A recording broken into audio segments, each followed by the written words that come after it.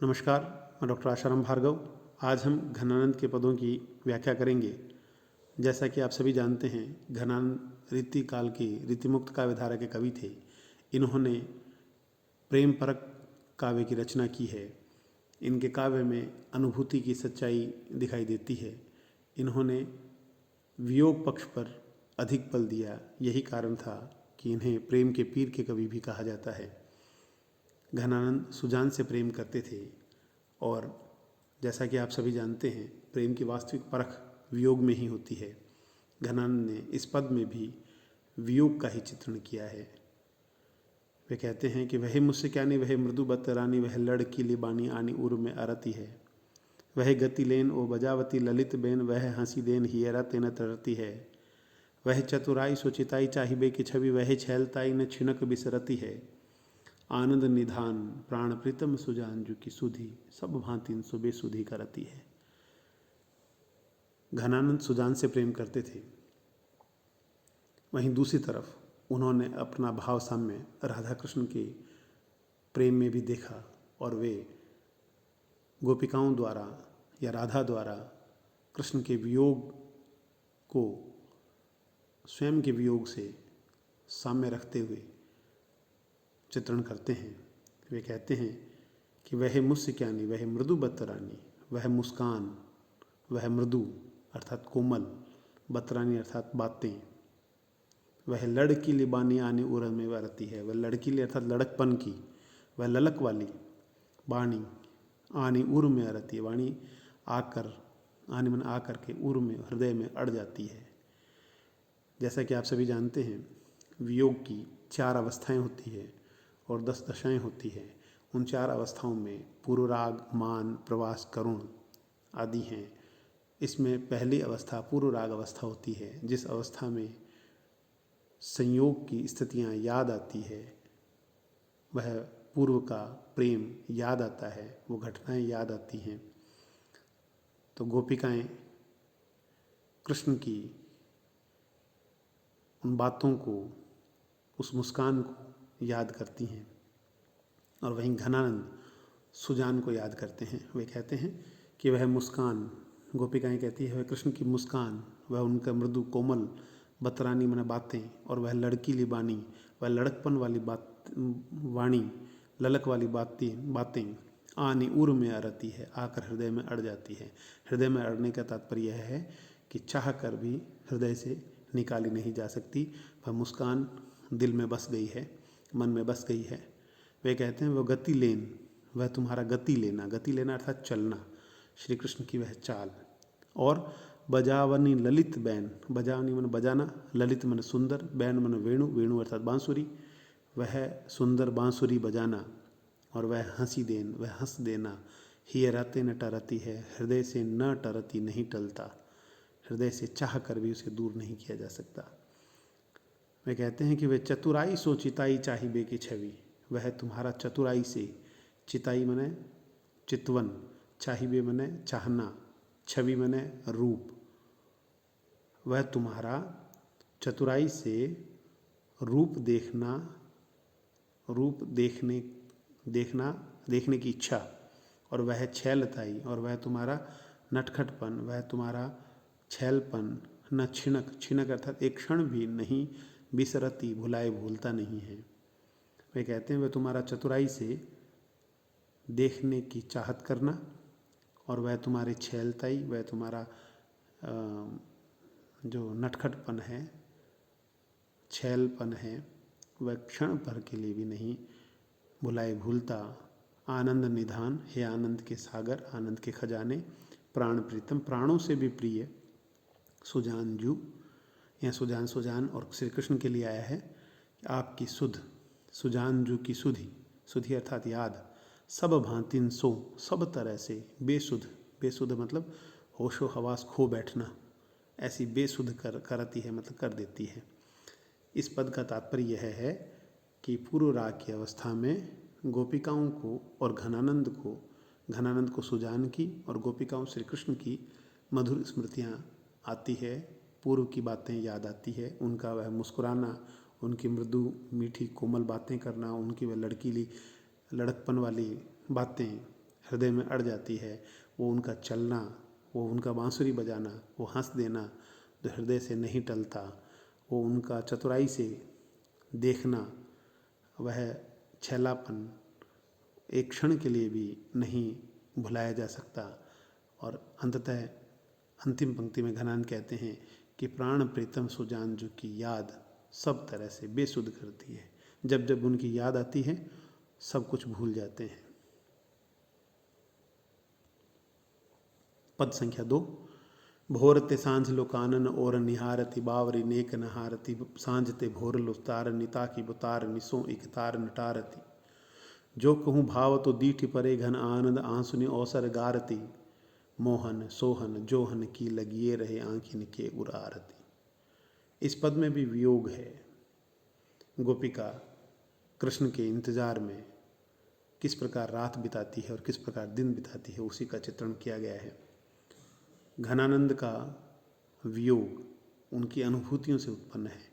यही कारण है कि यहाँ उनके वियोग में सच्चाई स्पष्ट दिखाई देती है। वे कहते हैं कि भोरते सांझ लो कानन और निहारती बावरी नेक नहारती।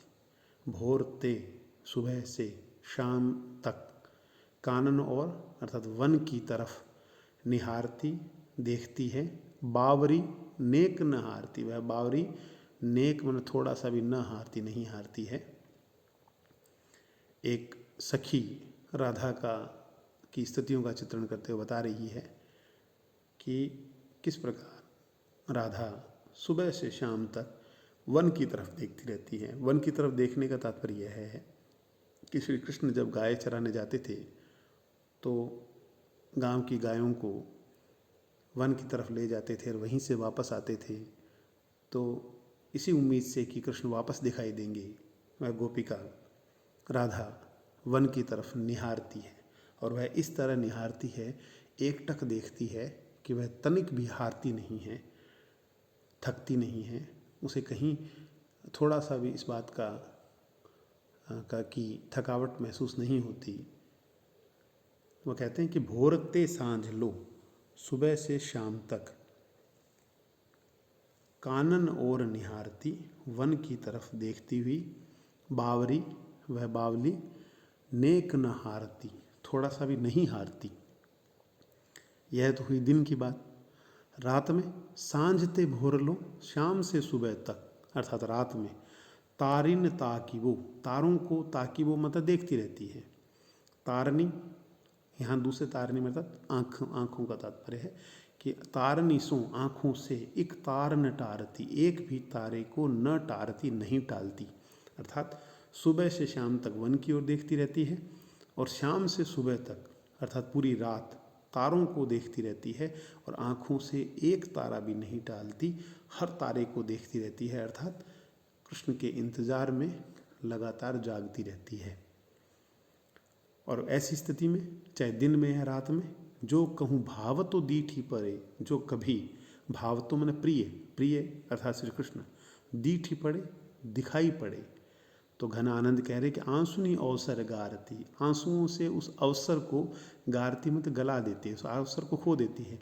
आंसुओं से अवसर खोने का तात्पर्य यह है कि जब कभी तारों में या वन की तरफ आते हुए कृष्ण की छवि दिखाई देती है, अर्थात उस छवि का भान होता है, तो प्रेम आवेश में गोपिका राधा की आँखें आंसुओं से भर जाती है और आँखें आंसुओं से भर जाने के कारण उसकी दृष्टि डबडबा जाती है, आंखें डबडबा जाती है, दृष्टि ओझल हो जाती है और वह कृष्ण की जिस आभासी छवि को देख रही थी वह अवसर भी खो बैठती है।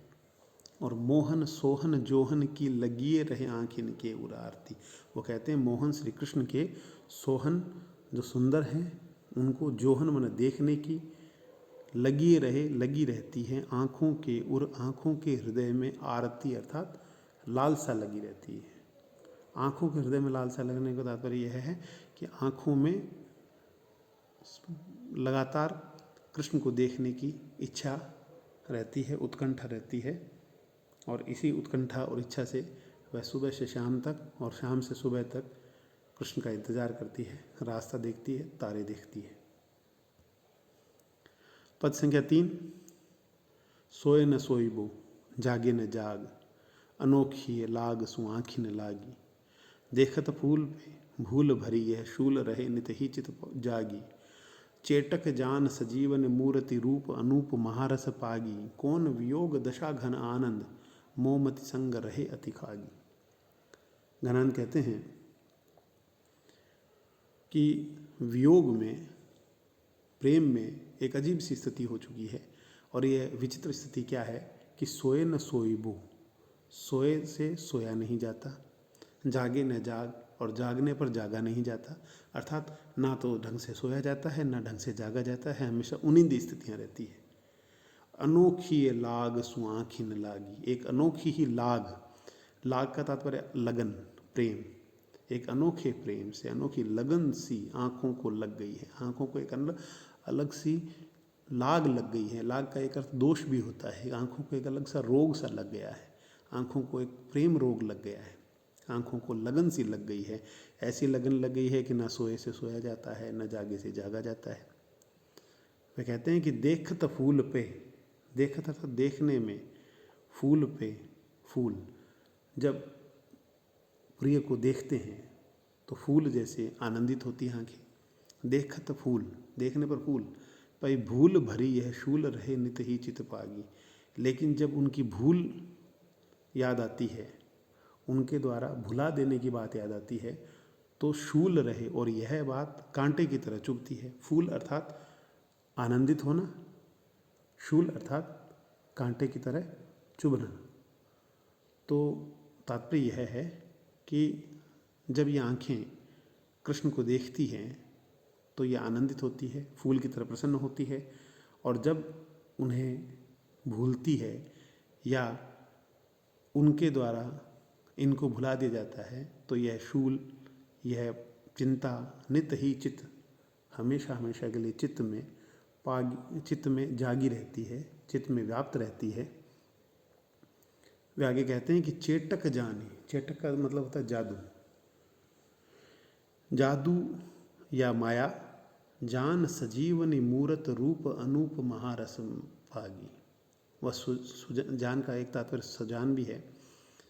सुजान की वह संजीवनी मूरत जो रूप से, अनुपम रूप से और महान रस अर्थात महान प्रेम रस से पागी मने भरी हुई है, तृप्त है, पगी हुई है।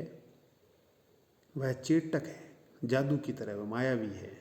कौन वियोग दशा घन आनंद, घनानंद कह रहे कौन सी वियोग की दशा है, समझ नहीं आ रहा कि मोमती मेरी बुद्धि के संग रहे, मेरी बुद्धि के साथ ही रहती, अति अत्यंत, खागी मने लगी हुई, खागी मने मिली हुई, निकट। यह तात्पर्य यह है कि सुजान की वह संजीवनी मूरत जो अनुपम रूप वाली है, जो महान रस से युक्त है, वो जादू की तरह है। वो एक तरफ मेरी बुद्धि में हमेशा लगी रहती है, वहीं दूसरी तरफ दिखाई नहीं देती। ये कौन सी वियोग की दशा सामने आ गई है। तात्पर्य यह है कि प्रिय की जो मूर्ति दिखाई नहीं देती, वह गई भी कहीं नहीं है, क्योंकि वह मायाविनी मूर्ति जो अनुपम सौंदर्यशाली है, जो आनंद से भरी हुई है, वह मेरी बुद्धि के साथ मिली हुई है। और यह वियोग की एक विचित्र दशा है। इस प्रकार इस पद में घनानंद कहते हैं कि जब व्यक्ति को प्रेम होता है, जब गोपिकाओं को कृष्ण से प्रेम हुआ है, तो उन आँखों को एक अनोखी सी लगन लग गई है कि सोए से सोया नहीं जाता, जागे से जागा नहीं जाता, अनोखी लाग सु आँखि न लागी, आँखों को एक अनोखी सी लाग लग गई है। देखत फूल, जब तक प्रिय को आँखों से देखती है तब तक प्रसन्न रहती है, और ज्यों ही प्रिय दिखाई नहीं पड़ता, यह प्रेमी को भूलकर, यह इनको अनुभव होता है कि प्रेमी इनको भूल गया है या ये प्रेमी को भुला रही हैं, तब यह शूल रहे, इस बात की का विषाद, इस बात की चिंता नित ही चित जागी, चित्त में निरंतर जागी रहती है। और चेटक जान सजीवनी मूरत रूप अनूप महारस पागी, सुजान की वह सजीवनी अर्थात संजीवनी बूटी की तरह जो मरे हुए को प्राण दे देती है, वैसी संजीवनी मूरत अनूप रूप से युक्त महान प्रेम रस से भरी हुई व मायावी लगती है। उस मूर्ति ने, उस प्रेम मूर्ति ने जादू सा कर दिया है, और ऐसा जादू कर दिया है कि वह पास नहीं है लेकिन फिर भी हृदय से जुड़ी रहती है। कौन वियोग दशा घना आनंद। गणानंद कह रहे हैं ये कौन सी वियोग की दशा है, क्योंकि जब वह मूर्ति, जब वह माया मूर्ति जो महान रस से पर भरी हुई है, वह जब मेरे निकट ही है तो फिर वियोग कैसा। तो वे कहते हैं कौन वियोग दशा घन आनंद। घनानंद कह रहे हैं कौन सी ये वियोग की दशा है कि मोह मति संग रहे अति खागी, कि वह मेरी बुद्धि के साथ हमेशा लगी रहती है, फिर भी मुझे मिलन या उसकी प्राप्ति का कोई सुख नहीं है। यह वियोग की विचित्र दशा है। इस प्रकार घनानंद के इन पदों में उन्होंने वियोग की विभिन्न अवस्थाओं का, वियोग की विभिन्न दशाओं का चित्रण किया है, और उनका यह चित्रण अनुभूति से भरा हुआ है, भोगा हुआ है। धन्यवाद।